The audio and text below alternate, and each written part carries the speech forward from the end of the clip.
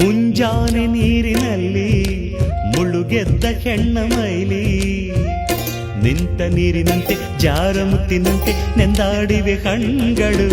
ಹೆಣ್ಣಿರದ ಭೂಮಿ ಹಂಗೇಕೆ, ಹೆಣ್ಣಿರದ ಸ್ವರ್ಗ ನಂಗೇಕೆ.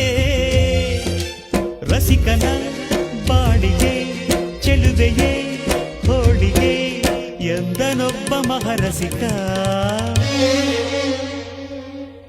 ಅಂಬರವೇರಿ ಅಂಬರವೇರಿ ಸೂರ್ಯನು ಬಂದಾನು, ಥಳ ಥಳ ಥಳ ಜಗ ಥಳ ಥಳ, ಫಳ ಫಳ ಫಳ ಜಗ ಫಳ ಫಳ.